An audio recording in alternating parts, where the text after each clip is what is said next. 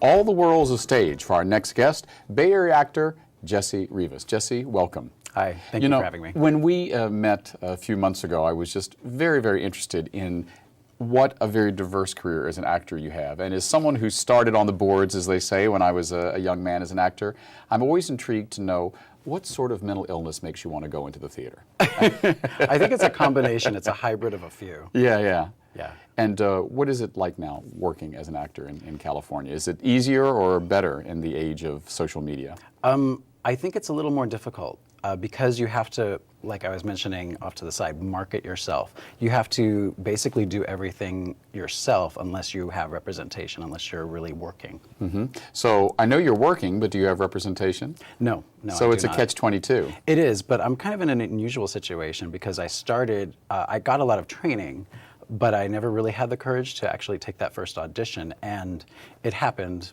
gosh, less than 8-9 months ago. Right. So everything's just been kind of rolling since Right. then. Well, let's back up a little bit. Tell us where you came from, how did you get to the Bay Area, and what made you decide that you wanted to be an actor? Well, I came to the Bay Area via my mother's womb. I'm Yeah. a native of San Francisco. And even as a child in diapers, my brothers and sisters and my mom used to say that I would, in between commercials, kind of get in front of the television and start doing like little shows and things like that. So it always was with me from a very young age. When I started doing whatever type of show or play in school, I always tried for the lead, and I always enjoyed it. There's just something about it. Mm-hmm. But now, you've been in the biz for less than a year officially. Yes. Did you ever think that this would be the path you would choose as a career? I did, although I did try some other careers, but when you have it within who you are to do something, that is kind of your destiny, and I was kind of ignoring that. Right. And so, may I ask, just for our audience, how old are you? I'm 46. So why did you ignore this for 46 years, since you were doing it in diapers? I mean, that was a part of your story that I found really compelling, because I remember I was the same sort of thing, dancing around in my diapers, putting on shows for the neighborhood, driving my mother crazy. So I went to school and actually studied theater and voice, and then got out of it quickly because I realized it was impossible to make a living. You've made a living, and now at 46, you've decided to be an actor. That's why I kind of teasingly said, are you crazy? Yeah, I'm kind of crazy. I do well at the jobs that I've done, but this is kind of where my heart is. And every time I've done something, a production, even auditions, people have been like, how long have you been in the business? I'm like, I haven't. So there's something innate that's there, and just to be true to yourself, you have to. And part of it was coming out at a very late age as well. That was also a part of it. After I came out, everything started to blossom. Right. So, and, when did you come out? When I was about 30 years old. And how did your family react to that? It was kind of a mixed bag. I didn't make a big production, contrary to popular belief, no pun intended.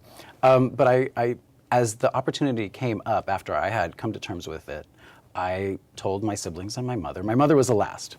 She was the one that I was the most worried about. But I imagine at age 30, she wasn't terribly shocked by all this. No, she wasn't. Right. A couple of siblings were surprised. Now, when you came out, you say that really, it helped you kind of come to grips with what you wanted to do, i.e. go into theater. Well, yes. I mean, because after you come out of the closet, and it's such a large chunk of who you are, coming from a Latino Catholic family, as you can imagine, there's a lot of stigma there. So everything else was like a cakewalk. It's like, if I could do this, everything else is going to be a lot easier to tackle. Right. And so, you kind of come to terms with those types of things, and the other puzzle pieces fall into place for your life. San Francisco is known as being a town really full of wonderful dance and performance art. I mean, second only to New York as far as dance. It has a reputation, though, for being kind of a rough theater town. I mean, they have spaces, but they tend to be small spaces, and then there's nothing until you get to ACT and the large stages. What is it like, out there auditioning and trying to get work? Auditions are tough. You go on a lot of auditions. For me, I just kind of reframed it, and I look at it as an extension of acting school. So when I'm at an audition and I'm working with someone that I'm doing a cold reading with, or done with various people, it's just a chance to kind of play and act and develop the character, try something that you didn't do moments earlier. I just find the joy and the fun in it, because that's why I'm doing it. I'm doing it not for fame necessarily, although that would be nice, but just for the process. I'm a creative person, and I find value in telling stories, and I can tell stories. Right. So, well, you talk about theater school. Where have you studied? I studied with Jean Shelton's, her Actors Lab, Ray Reinhardt, who's an amazing theater person, and I'm not a large Shakespeare trained person, so I had a hard time in his class, but it was amazing training. At Dominican University, even at the local city college here, and I'm going to be attending Academy of Art University. So, well, the great Diane Baker. Yes. Now, have you met her yet? Not yet. You know that nervous.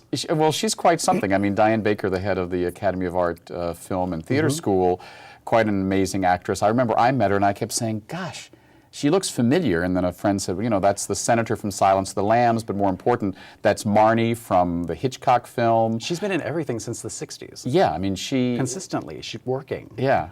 So what are you expecting to learn from a great master or mistress, I should say, like that? Well, I don't think my first few classes are going to be taught by her, so the pressure isn't on too much. But I mean, you know, working with someone who's had Hitchcock direct them, I mean, that's... I know. I mean, I'm going to pick her brain. Yeah. And just absorb what I can and try to leave the nerves for when I go home from class. Now, talking about Diane and film school, as an actor, where do you think you're going to end up? More on stage or more in film?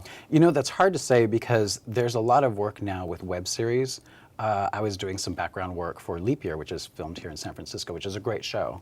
There's a lot in the way of web series. Wiggs is coming out with a lot of great content. Alternative networks started propping up years ago, and no one thought that they would make it, like TNT, those types of networks that have great shows, Sci-Fi Network, etc. So I don't know. I find things about theater that I love because there's a certain exhilaration. You're in the moment, and anything can happen, and you really have to rely on your improv skills.